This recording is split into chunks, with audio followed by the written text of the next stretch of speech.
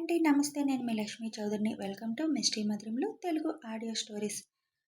ఈరోజు భూమి, దక్ష్, అద్వైత్ నైనీల పెళ్లి సందడి కథ. ఈ వీడియో బిగ్ అప్డేట్ ఇచ్చేసాను యార్. కాబట్టి 500 లైక్స్ ఎక్స్పెక్ట్ చేస్తున్నాను. మాది కోరిన ప్రణయం పార్ట్ 168తో మీ ముందుకు వచ్చేసాను. కథలోకి వెళ్లే ముందు నా కోరిక తీరుస్తారు కదా, లైక్స్ హైప్ ఇవ్వడం మర్చిపోకండి. ఇక మనం కథలోకి వెళ్ళిపోదాం. వినీత్ నైనికి కొద్దిగా నలుగు పిండి రాసి, బావకి నిన్ను చూపించా అని నవ్వుతూ చెబుతాడు. ఏంటి అని అడుగుతారు సుప్రజ గారు నైని ఒకేసారి. ఎందుకలా అరుస్తున్నారు? చూపించకూడదా? మన బావే కదా అని అంటాడు. చూపించకూడదు నాన్న, వాళ్ళిద్దరికీ పెళ్ళి కదా, రాత్రికి పెళ్ళయ్యే వరకు ఒకరినొకరు చూసుకోకూడదు. ఈసారి ఫోన్ చేస్తే చూపించను అని చెప్పు, సరేనా అని చెబుతారు సుప్రజ గారు. అవునా, చూపించకూడదా? సరే, ఇక చూపించనులే, తెలియదుగా, అందుకే చూపించాను అని అంటాడు. సరే, ఇంక నువ్వు వెళ్ళి కాసేపు పడుకో నాన్న, చూసావు కదా, మళ్ళీ తర్వాత లేపుతాను అని సుప్రజ గారు అనగానే, ఆహా, నేను పడుకోను, చూస్తా, భలే ఉంది ఆ సౌండ్లు, ఈ పువ్వులు అన్నీ, మన ఇల్లు భలే అందంగా ఉంది అంటాడు.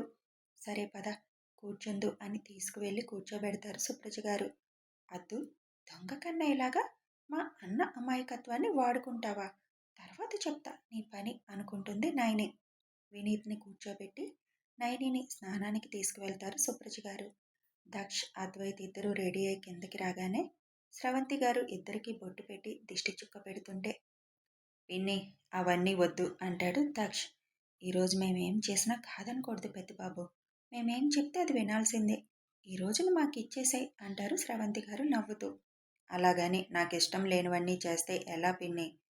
పెళ్ళి కావాలంటే కొన్ని తప్పదు బాబు అని నవ్వుతూ బంధువుల్లో ఒక ఆవిడ అనగానే, ఇకేం మాట్లాడకుండా, నా గురించి నీకు తెలుసు కదా పిన్ని, నన్ను ఇబ్బంది పెట్టే విధంగా ఏమీ లేకుండా నీ ఇష్టం, నువ్వేమైనా చేసుకో అంటాడు.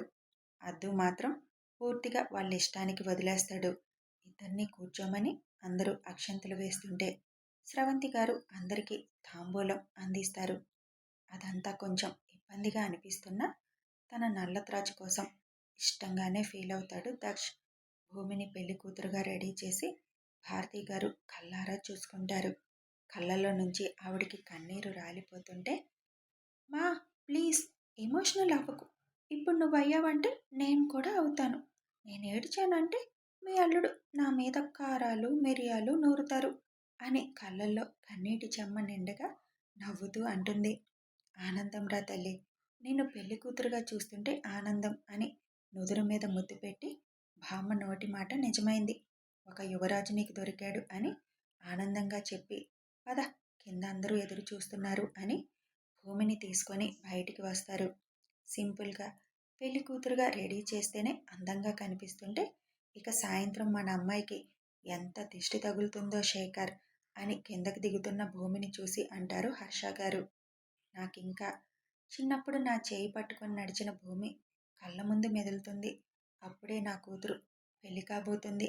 మధ్యలో నా కూతుర్ని చాలా మిస్ అయిపోయాం, తన ఎదుగుదలని చూడలేకపోయాం అని బాధగా శేఖర్ అంటుంటే, ఇప్పుడు అసలు అవి ఏమీ గుర్తు చేసుకోవద్దు, సంతోషంగా ఉండాల్సిన సమయం ఇది అని అనగానే, ఆ సంతోషాలను మాత్రం మీ కుటుంబం అందించారు మాకు అని మనస్ఫూర్తిగా చెబుతారు శేఖర్.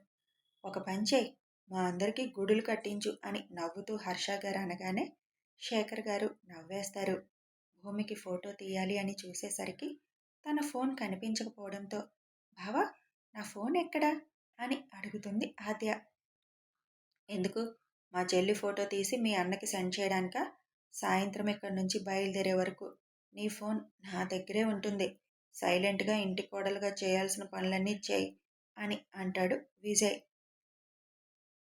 నువ్వు ఇలా చేస్తే నిన్ను ఎక్కడ ఆడుకోవాలి అక్కడ ఆడుకుంటాను, నీ ఫోన్ కాకపోతే ఇక్కడ ఫోన్లకే కరువా అని మూతి తిప్పుతూ, మామయ్య ఒకసారి ఫోన్ ఇవ్వండి అని హర్ష గారి ఫోన్ తీసుకోబోతుండగా, నాన్న ఇవ్వద్దు అని అంటాడు విజయ్.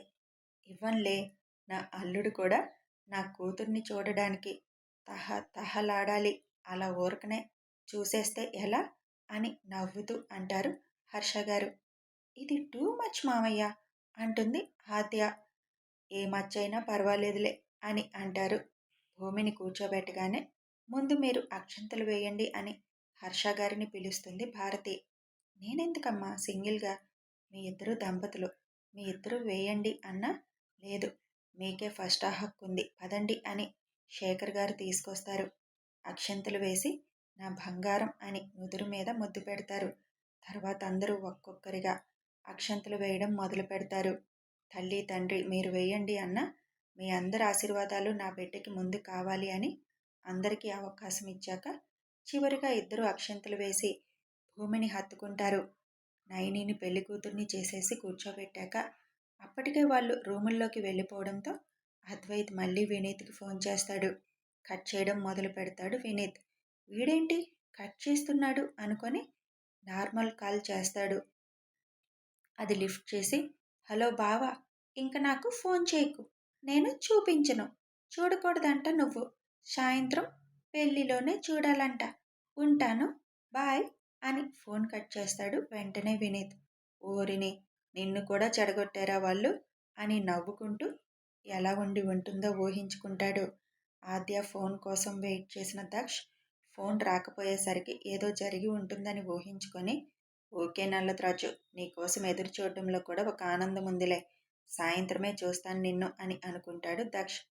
భూమిని రెస్ట్ తీసుకోమని చెప్పడంతో రూమ్లోకి రాగానే తన రాక్షస్తో మాట్లాడాలని ఫోన్ కోసం వెతికేసరికి ఫోన్ కనిపించదు.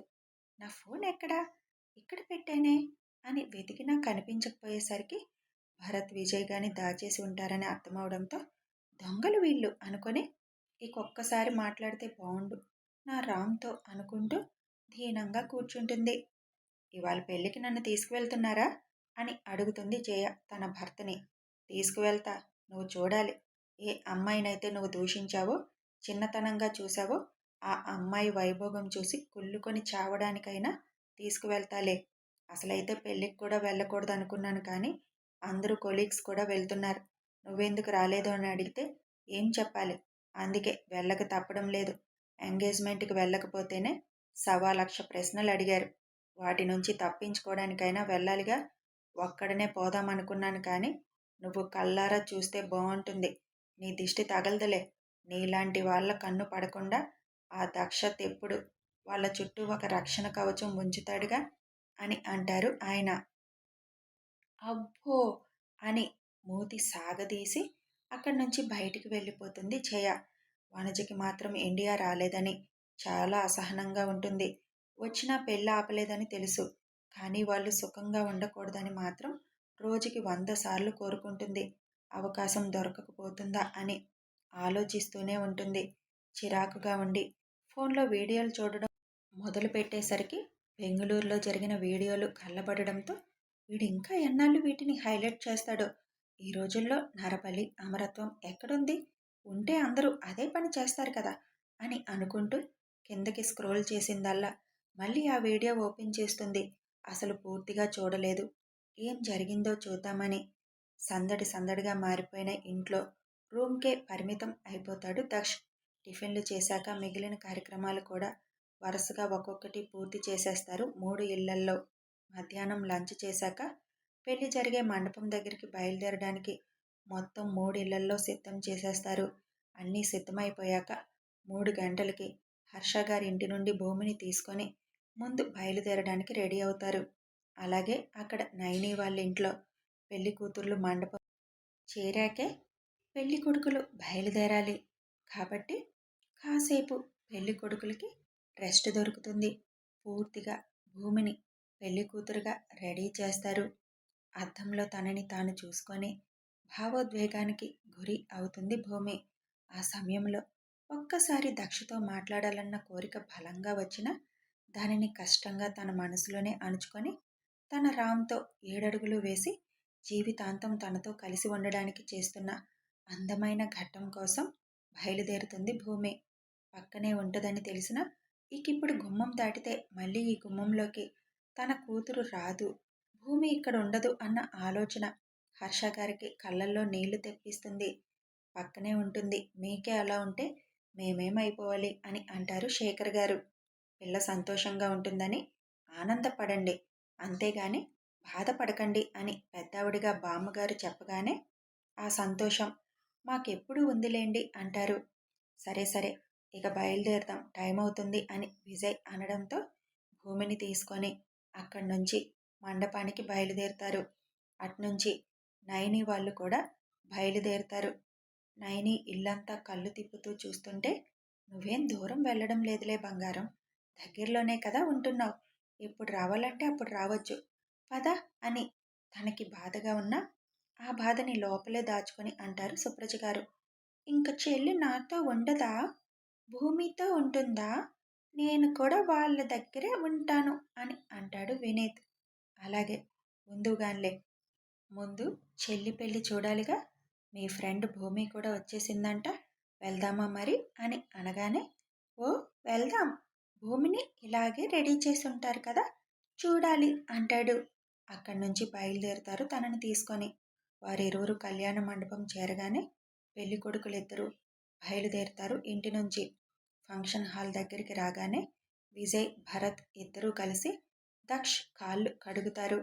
అద్వైత్ కాళ్ళు వినీత్ కడగాలి కానీ తనకవన్నీ తెలియవు కదా అని విజయ్, భరత్ కలిసి వినీత్ కింద కూర్చోలేడు కాళ్ళ మీద అని చిన్న స్టూలు వేసి కూర్చోబెట్టి, నేను చెప్పినట్టు చేయరా అని వాళ్ళేం చెప్తే అది వినీత్ చేస్తుంటే ముగ్గురు కలిసి అద్వైత్ కాళ్ళు కడుగుతారు. అసలు తనతో కడిగించడం కరెక్ట్ కాదని ముందు వద్దనుకున్నా వాడి కోరిక కూడా తీరాలి అని కడిగేస్తారు. ముగ్గురికి గిఫ్ట్ ఇస్తుంటే వినీత్ తీసుకొని, హై నాకు గిఫ్ట్ అని అంటూ వెంటనే అక్కడే ఓపెన్ చేస్తాడు దానిని. అందులో సేమ్ అద్వైత్, దక్ష్, విజయ్ చేతికి ఉన్న వాచ్ లాంటిదే ఉండడంతో, నేను మొన్న అడిగానని నాకు ఇవాళ ఇచ్చావా, థ్యాంక్ యూ బావా అంటాడు వినీత్ నవ్వేస్తూ. విజయ్కి తనకిష్టమైన బ్రాండ్ ఫోన్ ఇస్తే భరత్కి ల్యాప్టాప్ ఇస్తారు. అక్కడి నుంచి లోపలికి తీసుకువెళ్తారు పెళ్లి కొడుకుల్ని. పెళ్లి కూతుర్లిద్దరికీ చేయవలసిన ప్రధానం ఇద్దరిని కూర్చోబెట్టి ఒకేసారి చేసేస్తారు. ఇక లోపలికి తీసుకువెళ్ళి పెళ్లి కూతుర్లుగా ముస్తాబు చేస్తారు ఇద్దరిని.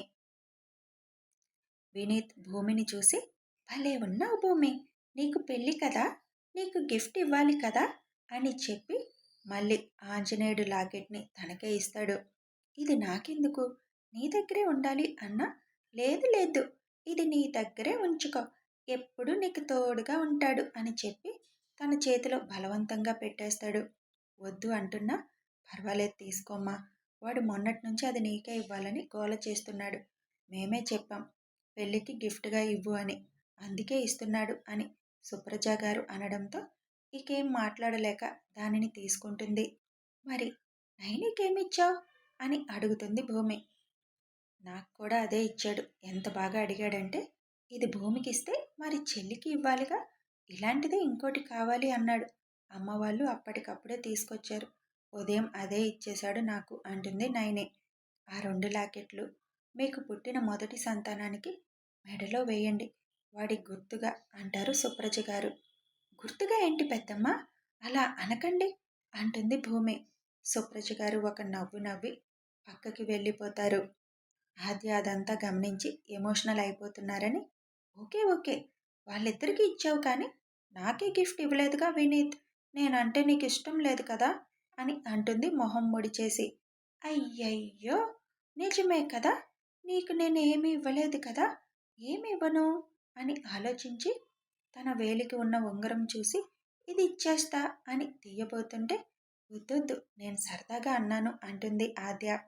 అమ్మా, ఇంకోటి ఇలాంటి లాకెట్ కావాలి నాకు, ఆద్యకు కూడా ఇస్తా, తను అమ్మాయి కదా, తనకి ఆంజనేయుడి రక్ష కావాలిగా అంటాడు. సరే రేపు తెప్పిస్తాను ఇద్దువు గాని అనగానే, పెళ్లి కూతుర్ని తీసుకురమ్మంటున్నారు అని వస్తాడు విజయ్ అక్కడికి. అప్పటికే పెళ్లి కొడుకులు ఇద్దరితో వరపూజ చేయించేస్తారు పంతులు గారు. నైనిని అక్కడే ఉండమని భూమిని భరత్, విజయ్ కలిసి భుజాల మీద ఎక్కించుకొని తీసుకొస్తారు. మీకంటే మేమేం తక్కువ కాదన్నట్లుగా తనని తీసుకొచ్చి మండపం దగ్గర దించగానే అప్పటి వరకు లేని అలజడి మొదలవుతుంది. అప్పటికే అడ్డుతెర పెట్టేయడంతో నెమ్మదిగా ఒక్కొక్క అడుగు వేస్తూ పెళ్లిపీటల మీద కూర్చుంటుంది భూమి. నైనిని కూడా అలాగే ఎక్కించుకుంటుంటే, నేను అంటాడు వినీత్. నీ కాలు బాలేదు కదరా, కష్టంలే, నా పక్కనే నడు అని తన చేయి పట్టుకొని నడిపిస్తూ నయనిని కూడా తీసుకొస్తారు. కన్యాదాన కార్యక్రమం మొదలుపెట్టి వధువుల చేతులు వరుడి చేతిలో పెట్టిస్తారు.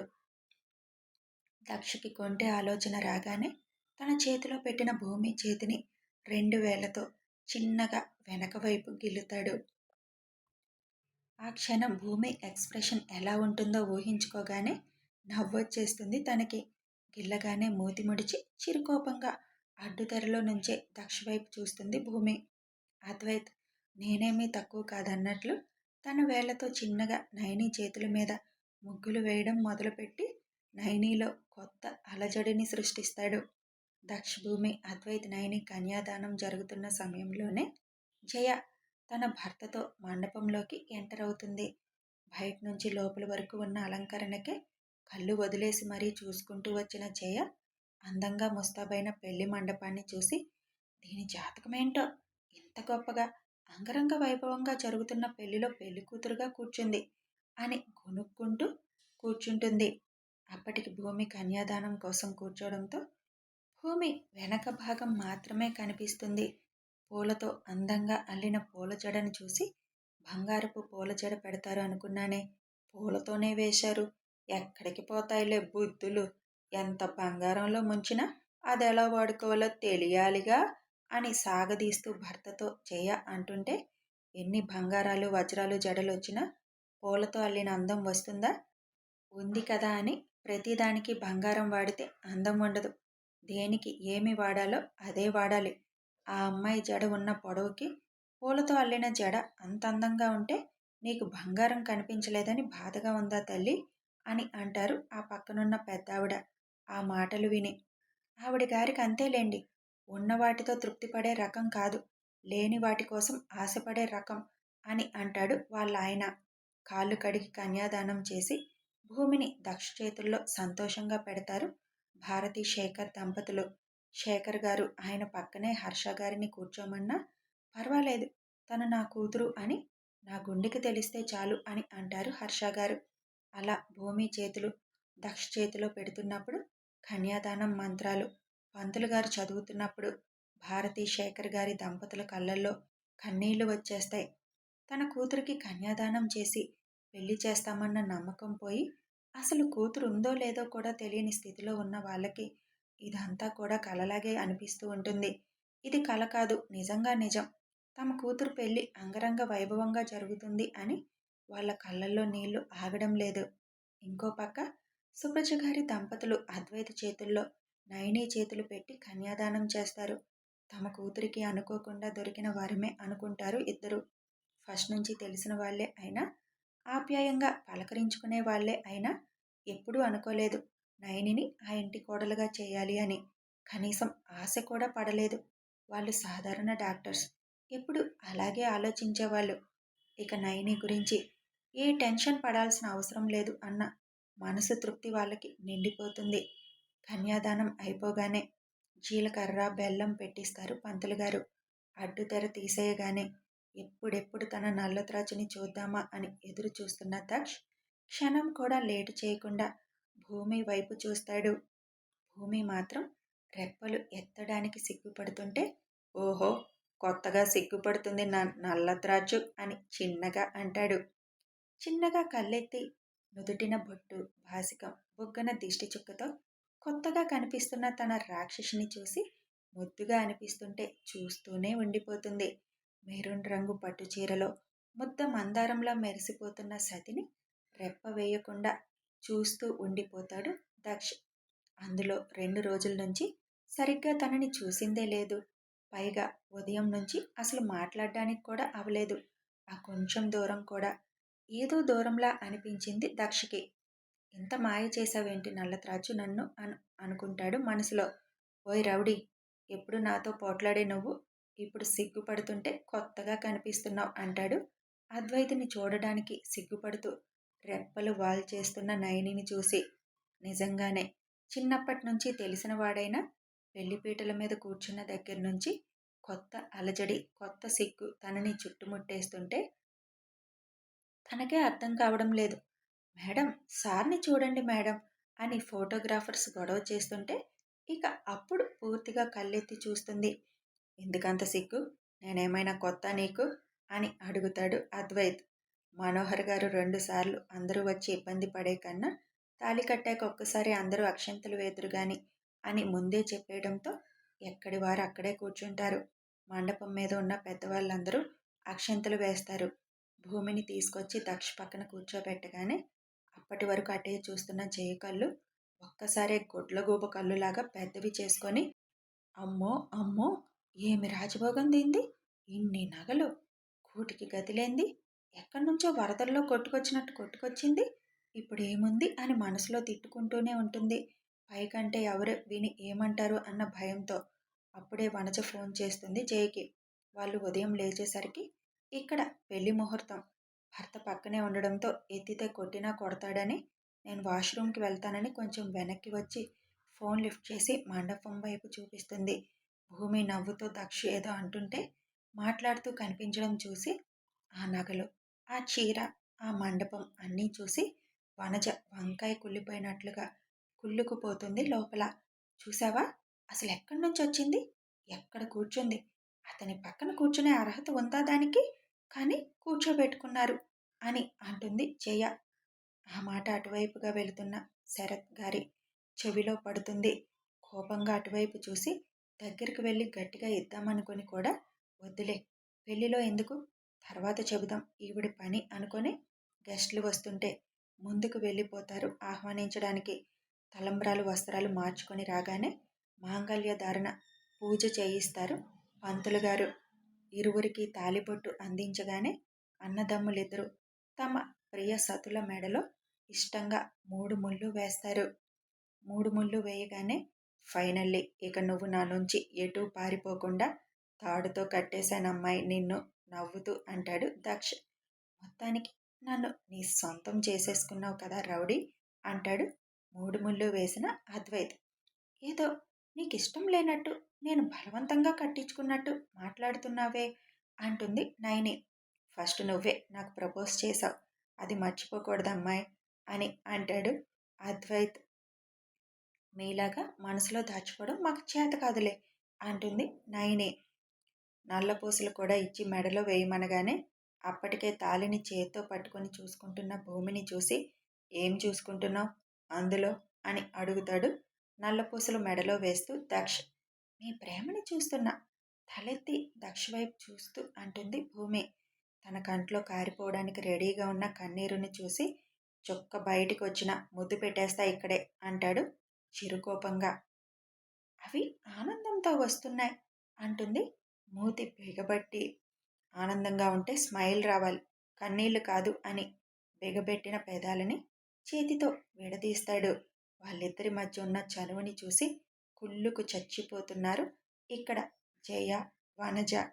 విజయ్, భరత్ కలిసి వచ్చిన వాళ్ళల్లో పెద్ద దంపతులను అందరినీ తీసుకొచ్చి మండపం ముందు దగ్గరగా నిలబెట్టి అందరికీ దోసిలి పట్టమని అక్షంతలు పూలు కలిపినవి దోసిటి నిండా పోస్తారు. తాలి కట్టి నల్లపూసలు వేసి కూర్చున్నాక ఒకేసారి అందరూ వాళ్ళ మీద అక్షంతలు మీ ఆశీర్వాదాలుగా కురిపించండి అని చెబుతారు. వాళ్ళు అలాగే. విజయ్ 1, 2, 3 అనగానే అందరూ ఒకేసారి విసరడంతో వర్షంలో పూలు అక్షంతలు కలిసి వాళ్ళ మీద పడుతుంటే ఫోటోగ్రాఫర్స్ ఆ సీన్ని తమ కెమెరాల్లో బంధించడానికి పోటీ పడుతూ ఉంటారు. అలా పూలు అక్షంతలు కలిసి వర్షంలో తన మీద పడుతుంటే భూమి దక్ష చేయి పట్టుకొని థ్యాంక్ యూ అంటుంది. దేనికి థ్యాంక్ యూ, నేనేం చేశాను, అది మీ అన్న తమ్ముడు చేశారు అంటాడు. దానికి కాదు, ఇంత అదృష్టాన్ని నాకు ఇచ్చినందుకు, నీ వల్లే ఈరోజు ఈ క్షణం ఇంత ఆనందంగా ఉండగలిగాను, అంటుంది భూమి. చాలు, అన్నిటికీ ఎమోషనల్ అయిపోవడం ఎక్కువైపోయింది, నీకేం తక్కువ అని మూసుకొని కూర్చో, పెళ్లిపీటల మీదే నాతో తన్నులు తినకు, అంటాడు భూమి కళ్ళల్లో కన్నీరు రాలిపోతూ ఉంటే. అంత బెదిరించకండి, అంటుంది అలకగా. మామూలుగా చెప్తే వినవు కదా. ఇద్దరినీ ఎదురెదురుగా కూర్చోబెట్టి తలంబ్రాల కార్యక్రమం మొదలు పెడతారు పంతులు గారు. ఎంతో ఆనందంగా ఆస్వాదిస్తూ తలంబ్రాలు పోసుకుంటారు నలుగురు. ఇక తర్వాత ఉంగరాల కార్యక్రమంలో అన్నదమ్ములిద్దరూ గెలుపు మాదే అని ఎక్కడా తగ్గకుండా 2 సార్లు వాళ్లే తీసి 3వ సారి ఏడుస్తారని సతులకి అవకాశం ఇస్తారు. అతిథులందరూ అక్షంతలు వేసి భోజనాలకు వెళ్ళేదాకా వాళ్ళని అలాగే కూర్చోబెట్టి తర్వాత అరుంధతి నక్షత్ర దర్శనానికి తీసుకువెళ్తారు పంతులు గారు. అప్పటి వరకు మండపం దగ్గరే ఉన్న విజయ్ జయ దూరంగా నిలబడి ఫోన్లో వీడియో తీస్తున్నట్లు గమనించి నెమ్మదిగా పక్క నుంచి వెనక్కి వెళ్ళి చూస్తాడు. అక్కడ వనజ కనిపించడంతో, ఓహో, శాకిని డాకిని ఇద్దరు ఏం మంతనాలు చేస్తున్నారు? పిచ్చి పిచ్చి ఐడియాలు ప్లాన్లు వేశారంటే ఈసారి మీ అడ్రస్లు గల్లంతైపోతాయి అనగానే వనజ కాల్ కట్ చేస్తుంది. జయ వైపు చూసి, పెళ్ళికొచ్చారు, పెళ్ళి చూశారు, సుష్టిగా తినేసి వెళ్ళండి, ఇలాంటి పిచ్చి రాయబారాలు చేశారంటే బాగోదు అని వార్నింగ్ ఇచ్చి వెళ్ళిపోతాడు. అతిథులు అందరూ భోజనాలు చేసి వధూవరులను ఆశీర్వదించి వెళ్ళిపోయాక కొత్త దంపతులతో పాటు కుటుంబ సభ్యులందరూ కూర్చుంటారు భోజనాలకి. విజయ్, భరత్, ఆద్య వీళ్ళ ముగ్గురితో పాటు వినీత్ కూడా వాళ్ళని చూసి అల్లరి చేయడంతో ఒకరినొకరు తినిపించుకోమని ఆ ఘట్టాన్ని పూర్తి చేస్తారు. అలా చాలాసార్లు భూమి, దక్ష్ తినిపించుకున్న భూమికి ఇప్పుడు మాత్రం సిగ్గు ముంచుకొచ్చేస్తుంది. ఓయ్ నల్లత్రాచు, సంవత్సరం నుంచి మనం ఇవన్నీ చేస్తూనే ఉన్నాం. ఈ సిగ్గు పక్కన పెట్టు, మొన్నేదో అన్నావు, ఇప్పుడు మళ్ళీ మొదటికొచ్చావు అంటాడు చిరుకోపంగా. భూమి దక్ష వైపు చూస్తూ, అన్నట్లు మర్చిపోయాను, మనం ఏ పెళ్లి రోజు చేసుకుంటాం, ఇదా అదా అని అడుగుతుంది భూమి. కథ కొనసాగుతుంది. ఏ టైంలో ఏ డౌట్లు వస్తాయో ఈ భూమికి. మరి దక్ష సమాధానం ఎలా ఉంటుందో రేపు చూద్దాం. వీడియో నచ్చితే సబ్స్క్రైబ్ చేసుకొని ఛానల్ని సపోర్ట్ చేయండి. అలాగే లైక్ చేయండి, షేర్ చేయండి, కామెంట్స్ రూపంలో మీ అభిప్రాయం తెలపండి. ఇవాళ ఎక్కువ కామెంట్స్ ఎక్స్పెక్ట్ చేస్తున్నాను.